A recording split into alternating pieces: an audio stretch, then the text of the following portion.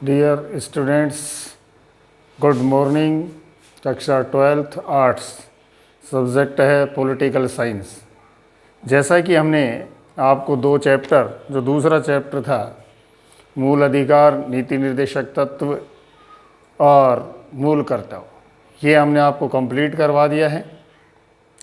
और मैं पुनः कि मूल अधिकार 6, नीति निर्देशक 4 भागों में बांटे गए हैं और मूल कर्तव्य जो कि 86 संशोधन के तहत टोटल 11 हो गए, जो मैंने कंप्लीट करवा दिया है। आज मैं आपका पाठ नंबर 3 ले रहा हूं और जिसका नाम है संघीय व्यवस्था। राजनीति विज्ञान में क्या नाम है? संघीय व्यवस्था। संघीय व्यवस्था है क्या, पहले सुनिए। केंद्र और राज्य के मध्य जो दोनों सरकारें, केंद्र के विषय पर कार्य करती है और राज्य के विषय पर, यह संघ सरकार कहलाती है। और इनकी शक्तियों का विभाजन किया गया है केंद्र सूची और राज्य सूची के बारे में। तो हमारे यहाँ 3 अनुसूचियाँ हैं। केंद्र सूची, राज्य सूची, तीसरा है समवर्ती अनुसूची। ये 3 सूचियों में बांटा गया है। केंद्र सूची जिसमें 97 विषय हैं जो केंद्र के विषय पर कार्य करते हैं। राज्य, इसमें 66 विषय हैं जो राज्य के विषय पर कार्य करती है। और समवर्ती सूची, इसमें 47 विषय हैं जो कि राज्य और केंद्र दोनों विषय पर मिलकर कार्य करते हैं। हाँ, अगर किसी बात को लेकर केंद्र और राज्य के मध्य अगर टकराव की स्थिति उत्पन्न हो जाती है तो ऐसी स्थिति में केंद्र को ही प्रभावी माना जाता है। केंद्र ही शक्तिशाली होता है और केंद्र के पास ही महत्वपूर्ण शक्तियाँ केंद्र को ही प्रदान की गई है। अब देखिए बेटा, किसी भी चीज़ कोई भी हो, उसकी भूमिका या प्रस्तावना ज़रूर होती है। तो देखिए इसकी भूमिका कि सत्ता की शक्तियों के वितरण, जो शासन चलाने की जो शक्तियां हैं उनमें वितरण यानी बांटना, तथा स्तर के आधार पर, और उनका क्या स्तर है, उस आधार पर अपनाई जाने वाली जो शासन प्रणाली है उसे हम संघ शासन या संघवाद कहते हैं। वर्तमान में अमेरिका, ऑस्ट्रेलिया, स्विट्ज़रलैंड, रूस, जापान, कनाडा और भारत, ये जो देश हैं ये सफल संघीय देश हैं। अब इसमें से क्वेश्चन बनता है 1 नंबर का कि ऐसे कोई 4 देशों के नाम लिखिए जहाँ की शासन व्यवस्था संघीय शासन प्रणाली है। तो वो देश निम्न है बेटा, पुनः बता रहा हूँ। अमेरिका, ऑस्ट्रेलिया, स्विट्ज़रलैंड, रूस, कनाडा और भारत, ये सफल संघीय देश कहलाते हैं। वर्तमान में हमारे भारत में 28 राज्य हैं और 9 केंद्र शासित प्रदेश हैं। वो कैसे हैं ये 28 कि और ये पहले 7 थे, ये 9 कैसे हुए? देखिए, जम्मू और कश्मीर, जम्मू कश्मीर में से जो लद्दाख था उसे ब्रेक करके उसे केंद्र शासित प्रदेश कर दिया गया और एक ये आपका जम्मू कश्मीर रख लिया गया, ये भी केंद्र शासित प्रदेश हो गए। तो 7 और 2 9 हो गए।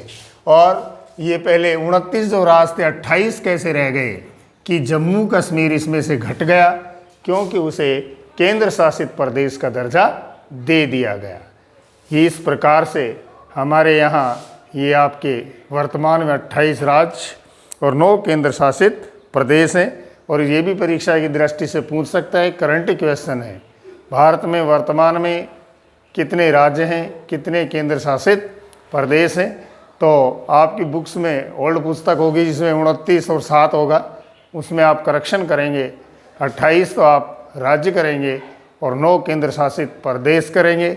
और उसका कारण मैंने बताया भी आपको, JNK में से लद्दाख एक बढ़ा दिया, उसको लद्दाख को केंद्र शासित प्रदेश दे दिया गया। जम्मू कश्मीर जो कि पहले राज्य था उसे भी केंद्र शासित प्रदेश का दर्जा प्रदान कर दिया गया। इसलिए 29 में से एक घट गया जम्मू कश्मीर, वो 28 रह गए, और ये आपके 7 थे, 2 बढ़ गए केंद्र शासित प्रदेश, लद्दाख और जे.एंड.के 9 हो गए। ध्यान रखेंगे, करेक्शन कर लेना। आगे देखिए, भारतीय संघीय व्यवस्था के प्रमुख तत्व। भारतीय जो संघीय शासन प्रणाली है उसके कौन कौन से तत्व हैं? कौन कौन से तत्व हैं? वो तत्व हैं निम्न: शासन शक्तियों का स्पष्ट विभाजन, शासन शक्तियों का विभाजन एक। अभी एक एक पर मैं चर्चा कर देता हूँ। निष्पक्ष व स्वतंत्र न्यायपालिका, निष्पक्ष व स्वतंत्र न्यायपालिका। नंबर 3, संविधान की सर्वोच्चता, संविधान की सर्वोच्चता। एकल नागरिकता, एकल नागरिकता। नंबर 5, केंद्रीय व्यवस्था में राज्यों का सदन, यानी केंद्र में राज्यों का सदन कौन सा है? राज्यसभा। और फिर है राज्यपाल का पद, राज्यपाल का पद। यानी बहुत सी विशेषताएं। तो सबसे पहले हम एक एक विशेषता लेते हैं। तो पहली विशेषता अपनी बेटा वो है शासन शक्तियों का स्पष्ट विभाजन, जो कि मैंने अभी आपको ये 3 सूचियों में बटी हुई है: केंद्र सूची, राज्य सूची और समवर्ती सूची। केंद्र में 97 विषय हैं, केंद्र सूची में जो केंद्र के विषय पर कार्य करती है। राज्य सूची में 66 विषय हैं जो राज्य के विषय पर कानून बनाती है। समवर्ती सूची में 47 विषय हैं जो कि केंद्र और राज्य दोनों विषय पर कार्य करते हैं। मगर कभी कोई टकराव की स्थिति किसी कानून को लेकर हो जाती है तो विशिष्ट शक्तियां हैं जो केंद्र के पास ही हैं, केंद्र की बात को ही महत्वता प्रदान की जाती है। तो ये पहला पॉइंट था आपका, शासन शक्तियों का स्पष्ट विभाजन। नंबर 2, निष्पक्ष और स्वतंत्र न्यायपालिका। हमारे देश में एक स्वतंत्र और निष्पक्ष जो न्यायपालिका है वो है सुप्रीम कोर्ट, सर्वोच्च न्यायालय, जो नई दिल्ली में है। यह है, इसका कार्य क्या है कि किसी विधि या किसी कानून को लेकर केंद्र या राज्य में टकराव हो जाता है तो उसके विषय पर यह निर्णय देती है, और 1 या 2 या 2 से अधिक राज्य और केंद्र के मध्य विवाद हो जाता है उस विषय पर निर्णय देती है। तीसरा, आपसी राज्यों में कोई विवाद हो जाता है तो उसका भी निर्णय कौन देती है? सर्वोच्च न्यायालय। तो यह एक निष्पक्ष है और यही प्रभावी निर्णय देती है, और संसद द्वारा बनाए हुए कानून को भी निरस्त करने का अधिकार रखती है। इसलिए ये संस्था है जो सर्वोच्च न्यायालय, ये निष्पक्ष होनी चाहिए। इस पर किसी व्यक्ति, किसी संस्था, किसी समूह, किसी पार्टी या किसी राजनीतिक दल का किसी प्रकार से कोई प्रेशर नहीं होना चाहिए। और ये जो सर्वोच्च न्यायालय वाली जो रचना संगठन है या इसके कार्य हैं, यह हमने अमेरिका के संविधान से प्राप्त किए हैं। नंबर 3, संविधान की सर्वोच्चता। संविधान पहले तो देखिए है क्या, किसे कहते हैं? कानूनों का एक ऐसा लिखित संग्रह, कानूनों का एक ऐसा लिखित संग्रह जो कि उसके अनुसार जो भी कोई गवर्नमेंट आती है उसके अनुसार अपना कार्य करती है, संविधान शर्तानुसार। इसे कहते हैं संविधान। संविधान ही सर्वोच्च है, विलक्षण दस्तावेज है।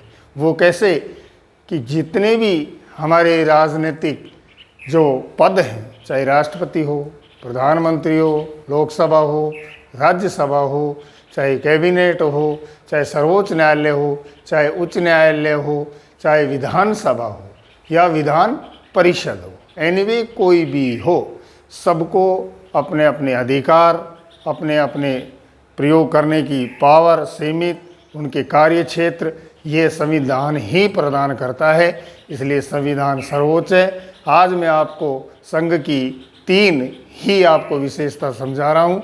बाकी जो इसके जो तत्व हैं, विशेषता या तत्व आधारभूत, वो कल नेक्स्ट टाइम पे। आज के लिए इतना ही। धन्यवाद।